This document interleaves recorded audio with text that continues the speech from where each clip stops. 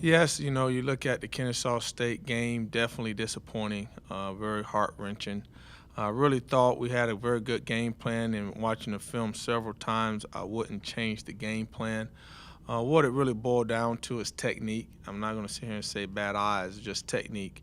We did not do a good job of feathering and staying square when it came to the quarterback player. And because of that, it led to long runs if the ball was pitched. And so, tried to get it correct in the first half on the sideline.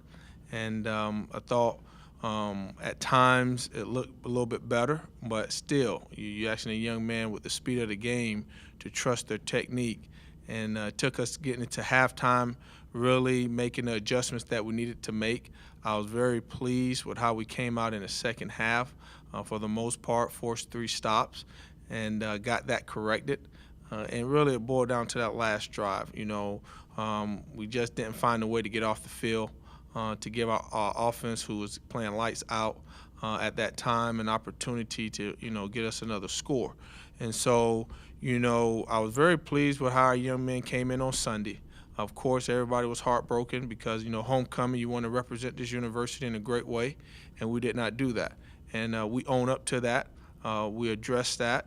I thought Sunday we had a great practice. The young men are ready to go. We've been talking today, and I think everybody, the word that I think about is tenacious.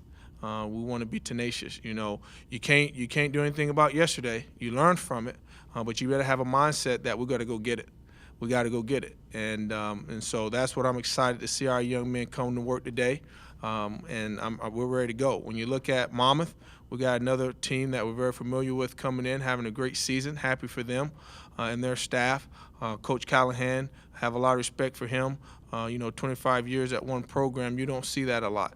And so in my time in meeting him at the AFCA convention, a very humble man, a man that just loves the game and love pouring into young men. So I'm excited for our opportunity to go back up there and represent this university. When you look at their program, got a great offensive unit, 5 senior offensive linemen.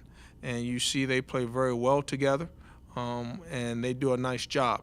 But I'm really excited about our opportunity up front to be able to have a physical game against their front 5. When you look at the running backs, of course, they lost the running back last year, who was a very good football player, but they have a good stable of running backs coming back with Pete Guerrero, and then you got Mr. Jolly, and they run very hard. They run very well.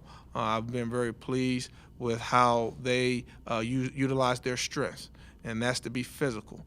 And so we know in the front 7, we're going to have our hands full, but I think we're excited for the challenge. When you look at the receiving core, you got Reggie White.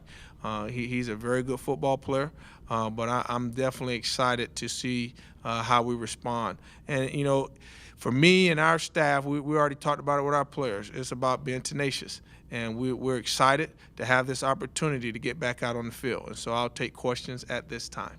Coach, I guess a position swap. You moved Corbin Jackson to spur, Ryan Davis to free safety. We spoke to Ryan in the preseason. He said that was a position you envisioned him playing before he graduated. Did that timetable move up, and what have you seen out of Ryan to want to move him to that position?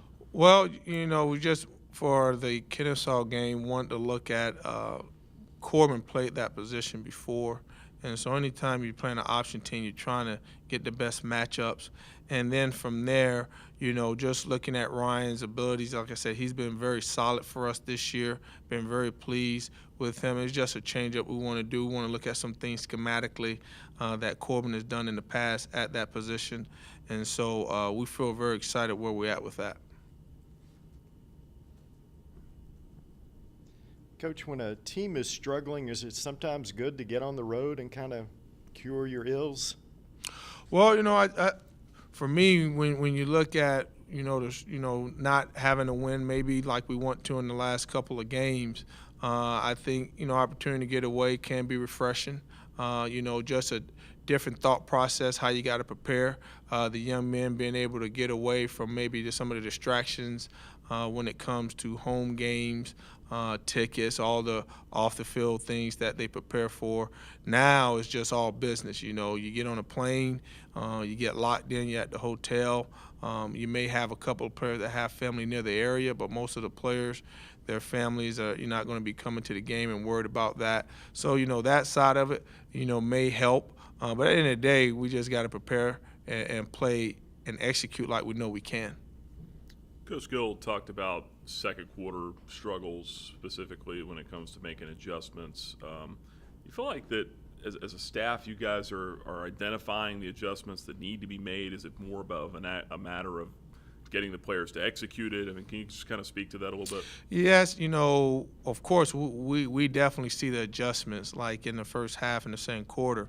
You see it, but when a young man maybe has to go to special teams or get back on the field sooner than later, as a coach, you don't have, a full 5 or 10 minutes to really sit down and explain it to them based on how soon they may have to get back on the field. Whereas at halftime, you can get on the board, you can really show them all the adjustments that are necessary, and they can ask you questions and not be rushed.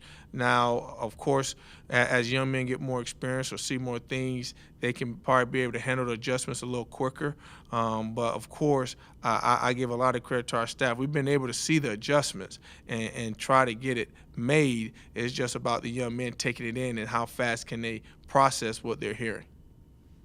Jimmy Fox listed at field corner. What have you seen in that battle, and what has he done to get that opportunity to be a starter? Well, he prepares himself. As I stated before, I love how he watches film. I love how he communicates throughout the week of what he's seeing. And then on Saturday, he's chirping. He's chirping. Watch the splits. He does a great job of communicating on the sideline about what's about to occur. When we all are huddled up, he's communicating with the corners about what he sees, and he's a team player. So, I'm really impressed with him as a sophomore about how he's willing to be unselfish, communicate what he sees, and really provide energy on that sideline. When preparing for the triple option, Coach had said that you guys had basically 3 extra days with the bye week to implement some things. Is it hard to replicate it? I mean, especially with the cut blocking and the things like I saw Jawan was really frustrated on the sideline, a couple other guys as well. I mean, is it just hard to replicate it? Well, yeah, I mean, our compete team did a great job, but we're not going to cut live. We do a little cut drills. We do some cut drills, but to go live and then try to really get the speed, it's very hard to replicate. And like I said, I've spoken to numerous defensive coordinators throughout this country about playing the option. And, the biggest part of response I've received is how fast will they be able to slow it down in their minds when you try to go to the game. Because at the end of the day, we can show them throughout the week the plays that they ran that really was hurting us. Like I said, really boiled down to our outside linebacker, so to say, being able to feather properly. And like I said, he looked very good throughout the week, but then the speed of the game, that can be tough.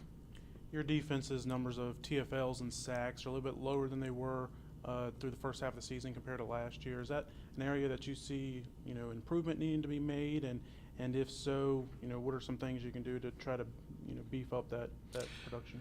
Yeah, we want those numbers to go up, and I'm definitely looking. Me and Coach Singletary have been talking about some ways that we can do that. I thought St. Francis was a game where you saw that we were able to produce more, and we did some things different in that game, and we know we have to do a couple of different things. A lot of it boils down to max protection, and we're getting a lot of tight end tailback staying in protection. So now when you are rushing 4, they're basically double teaming 2 of your best players, where we haven't had that too much in the past. I think a lot of opponents respect our 2 defensive ends and their abilities. And so now how do you offset that? You got to start bringing more pressure and looking at some things, and we did that against St. Francis and even against Jacksonville State, and we had some good success. So I do feel like if we continue that process, those numbers will go up. Monmouth's got 3 running backs who could easily go for 100 yards in a game. They're averaging, I think, 220 rushing yards a game. What's key to stopping or slowing down that running game and force their sophomore quarterback throw the ball more often and try to at least get some pressure or force him to make some mistakes? Well, for us, I just think it's doing what we continue to do, and that's make sure we fit our gaps properly. I've been real pleased outside this past game that we played, that I really felt that we were improving in the run game. When you talk about a team like Indiana State, Jacksonville State, St. Francis that all run the ball very well, we did a very nice job of containing those types of offenses. So, I know we got our hands full with 3 great backs, but I truly believe if our defense just do what we're teaching them to do this week, we'll get back to that and executing at a high level. With the balance that they have, though, on offense, I mean, Bahar, pretty good quarterback. I mean, you mentioned Reggie White. I mean, how does that challenge you in terms of coming up with a game plan, stopping with their balance? Well, for me, it just boils down to studying the film and studying their tendencies, and realizing that whatever we call, we got to put the majority of our guys in position, because any defensive scheme that you call, stress is going to go somewhere. It's just trying to hide that stress enough to where, the offensive opponent really doesn't catch on to that until really it's too late. And so I'm really excited about the thought process that we do have, just because I think our young men are just ready to get back on the field. And it's going to boil down to what we all know, being able to get off blocks, being able to make sure we keep the ball in front. And we do those 2 things, we'll have a successful day. Third down, one emphasis this week. Yes, definitely. Like I said, when you're playing an option team, your goal is to be 3rd and 6 plus, and quite a few times it was 3rd, unfortunately 3rd and short. And so, for us, I'm anxious for us to get back to be able to get the 3rd down sub packages, do some things to get some guys on the field that allow us to be a lot more aggressive and be a little bit more secure in our man coverage. And so I definitely expect our 3rd down to be very efficient this week. You mentioned last week red zone defense, and what's gonna take to start getting some stops and preventing those guys from getting touchdowns in the red zone? Or what are some things that you see that you can improve on to get to the point where you're limiting field goals and limiting 4th down stops? We got to win 3rd down. We got to win 3rd down. When you look at us in the red zone, we're getting 1st and 2nd down, but 3rd down, we're not getting off the field. And when you're not getting off the field, now it allows them the opportunity to go for it on 4th down and then pick up 4th down, where you have our opportunity to force them into a field goal. And so those things, we'll continue to teach it. We'll continue to stress it. And I think our young men, I really believe in them, that time will come where you're gonna start seeing us be able to put that into play. Because right now we got to win 3rd down in the red zone. You talk a little bit more about Bahar and his strengths, and then just kind of a scouting report overall on their offense. Well, like you said, they do a good job with balance, and they're running the ball very well, which allows Bahar good opportunity for play action pass. He's definitely improved in his decision making from last year. His throwing ability and his accuracy has improved. And you can see that he's more comfortable being in the pocket in comparison to last year. And so they've done a great job in developing him throughout this season. And so he can hurt you with his legs. They do some quarterback run game with him. And he makes smart decisions when it comes to running the football. And so I'm excited. Like I said, it's a great opportunity. They're familiar with us. We're familiar with them. It's just going to boil down to executing and us being physical and playing with tenacity.